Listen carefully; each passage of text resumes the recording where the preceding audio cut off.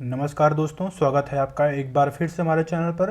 दोस्तों, आज हम 4 अप्रैल के टॉप 5 करंट अफेयर्स को क्विज के माध्यम से इंटरेक्टिव में सॉल्व करेंगे और उसको एक्सप्लेन भी करेंगे।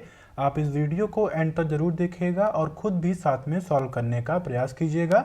और दोस्तों, इस वीडियो का जो पीडीएफ है मैं वो डिस्क्रिप्शन बॉक्स में एक डेडिकेटेड टेलीग्राम चैनल पर डाल दिया हूँ। आप वहाँ से उसको जाकर डाउनलोड कर सकते हैं और आप उस ग्रुप को ज्वाइन भी कर सकते हैं। दोस्तों, उस ग्रुप में डेली क्विज कराई जा रही जिसमें आपके जीएस के क्वेश्चन, करंट अफेयर्स के क्वेश्चन और यूपी स्पेशल के क्वेश्चन डाले जा रहे हैं आगामी यूपी पीसीएस की परीक्षाओं के लिए। तो दोस्तों, उसको आप जाइए, ज्वाइन करिए और उसको अभ्यास भी कीजिए डेली। तो आइए दोस्तों, शुरुआत करते हैं। हमारा पहला करंट अफेयर है, विश्व स्वास्थ्य संगठन WHO ने हाल ही में किन देशों को मलेरिया मुक्त प्रमाणित किया है? ऑप्शन देख लीजिए आप।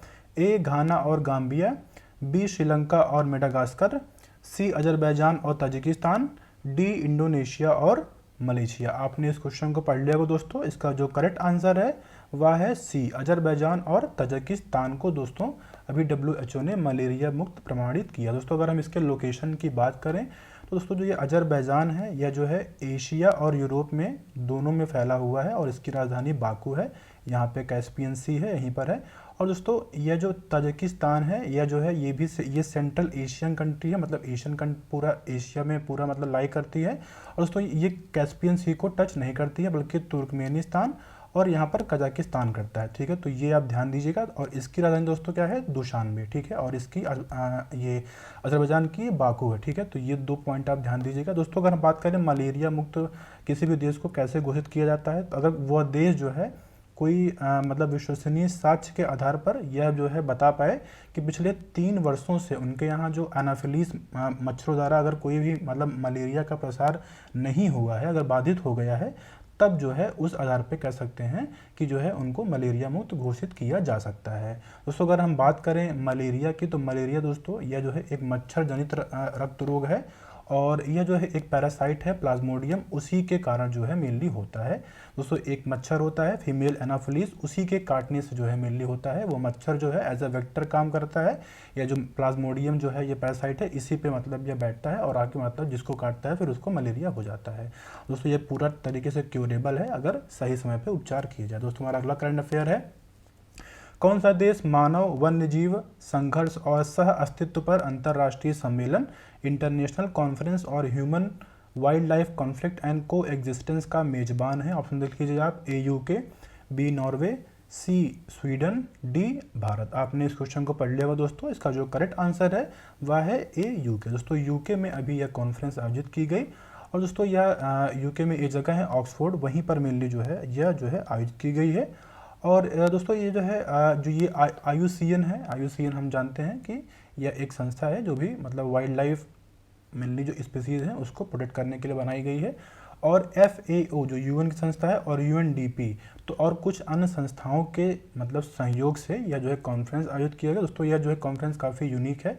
मेनली इसमें बताया गया है कि ह्यूमन और एनिमल का जो कॉन्फ्लिक्ट होता है उसको किस तरह रिड्यूस किया जाए, क्या क्या मेजर लिए जाएँ, क्योंकि हम दोस्तों जानते हैं कि इनके मतलब जब भी ऐसा कुछ कॉन्फ्लिक्ट होता है तो दोनों को कहीं ना कहीं नुकसान होता है, तो उसको दूर करने के लिए इसमें मेनली डिस्कशन किया गया। दोस्तों, हमारा अगला करंट अफेयर है, शेंगेन क्षेत्र किस संघ से जुड़ा है? ऑप्शन देख लीजिए आप।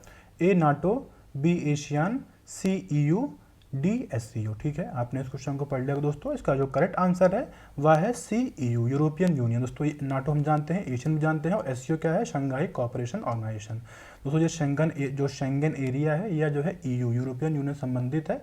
चर्चा में दोस्तों इसीलिए है क्योंकि अभी हाल ही में शेंगेन मतलब जो यूरोपीय संघ के जो मेंबर्स हैं उन्होंने डिसाइड किया है जो वीज़ा का जो है कह सकते हैं कि प्रक्रिया है उसको और सुगम बनाने के लिए उसको डिजिटलाइज किया जाएगा। यह मतलब उन्होंने निर्णय लिया है। और हाल ही में जो है क्रोएशिया एक कंट्री है, यूरोपियन कंट्री है, वह जो है इस शेंगेन एरिया को ज्वाइन किया। तो अगर हम बात करें शेंगेन एरिया ये है क्या, दोस्तों जो है ये शेंगेन एरिया जो है ऐसा 27 यूरोपीय देश हैं जो है आपस में जो भी उनके यहाँ वीज़ा का मतलब पासपोर्ट का मेनली जो इशू है उसको ख़त्म कर दिए हैं, और जो मतलब कह सकते हैं जो सीमा पे नियंत्रण होता है उसको भी ख़त्म कर दिए हैं। मतलब फ्रीली जो है इन कंट्रीज़, मतलब जो 27 कंट्रीज़ हैं उनके बीच लोग वहाँ पे अपना मूव कर सकते हैं बिना किसी बैरियर से, बिना किसी रेस्ट्रिक्शन के कह सकते हैं। मतलब नॉमिनल जो भी डॉक्यूमेंट होगा बस वही मतलब होगा, बाकी जो है वह जो है ईजिली मूव कर सकते हैं। इससे क्या होगा, इससे जो है इकोनॉमिक एक्टिविटी कह सकते हैं कि ज़्यादा बढ़ेगी, ऐसा इसीलिए किया गया है। लेकिन दोस्तों अगर हम बात करें इसमें जो है जो यूरोपियन यूनियन के सभी मेंबर नहीं है, तो ये आप ध्यान दीजिएगा। इसमें मेनली जो है अगर हम बात करें तो मतलब जो यूरोपियन यूनियन है उसमें उसके सिर्फ 23 मेंबर हैं। बाकी जो उसके 4 मेंबर हैं आयरलैंड, रोमानिया, बुल्गारिया और साइप्रस, यह जो है मेनली नहीं है, मतलब ये भविष्य में आगे ज्वाइन कर सकते हैं।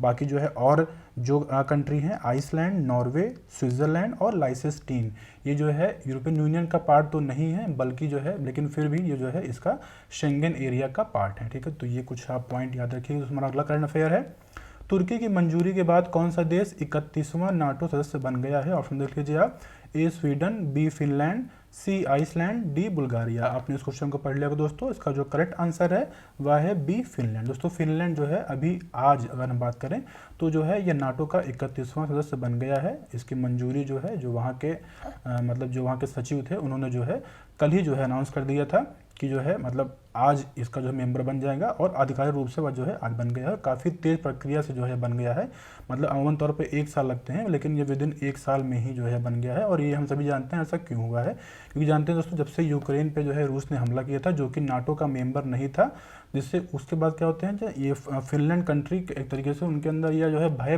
उत्पन्न हो गया था कहीं ना कहीं कि रूस भी उन पे हमला कर सकता है, क्योंकि हम सभी जानते हैं दोस्तों कि फिनलैंड जो है पूरा एक तरीके से रशिया को टच करता है, मतलब 1300 किलोमीटर की जो उसकी सीमा है वह टच करती है। तो कहीं ना कहीं उनको भी खतरा था कि वो जो है उनके ऊपर अटैक कर सकते हैं, जिस तरह यूक्रेन पे किए हैं। तो इसी डर से उन्होंने ऐसा किया था, और वह जो है एक तरीके से मेंबर बन गए हैं। दोस्तों अगर हम बात करें तो और भी एक कंट्री है स्वीडन। ठीक है, स्वीडन भी जो है इस प्रक्रिया में है, लेकिन जो टर्की है वह जो है इस पर कुछ बाधा उत्पन्न कर रहा है, क्योंकि इसमें जानते हैं दोस्तों कि नाटो के जब सभी मेंबर उस पर हस्ताक्षर करते हैं तभी कोई नया मेंबर उस पर ऐड हो सकता है। तो इसीलिए अभी स्वीडन ऐड नहीं हो पाया, लेकिन भविष्य में वह ऐड हो सकता है। उसको अगर हम बात करते हैं नाटो की, तो नाटो दोस्तों जो है 1949 में बना था, जब सोवियत संघ जो है उसमें बना था, उसी को एक तरीके से उसी को काउंटर ऐड करने के लिए, मतलब वो एक्सपैंड कर रहा था, तो उसका एक्सपेंशन कर सकते हैं तरीके से रोकने के लिए, या एक तरीके का सैन्य संगठन है। मतलब कह सकते हैं कि कोई भी कंट्री अगर इस पर इनके मेंबर्स पर अटैक करती है तो एक तरीके से वह सभी मेंबर्स पे अटैक कर रही है, और उनको वह पूरा सहयोग प्रदान कर सकते हैं। तो इसका मुख्यालय जो है बेल्जियम में स्थित है, ब्रुसेल्स एक जगह है वहीं पर स्थित है। तो ये कुछ पॉइंट है, आप ध्यान दीजिए। इसमें टोटल मेंबर 30 थे, लेकिन अभी फिनलैंड जुड़ने के बाद 31 हो गए हैं। तो ये कुछ पॉइंट है, आप ध्यान दीजिए। उसमें अगला करंट अफेयर है, निम्नलिखित यूरोपियों में कौन सा एक स्वतंत्र पूर्व भारत में व्यापारी के रूप में सबसे अंत में आया? ऑप्शन देख लीजिए आप, ए डच, बी फ्रांसीसी, सी पुर्तगाली और डी इंग्लिश। आपने इस क्वेश्चन को पढ़ लिया दोस्तों, इसका जो करेक्ट आंसर है वह है बी फ्रांसीसी जो है दोस्तों सबसे अंत में आए थे।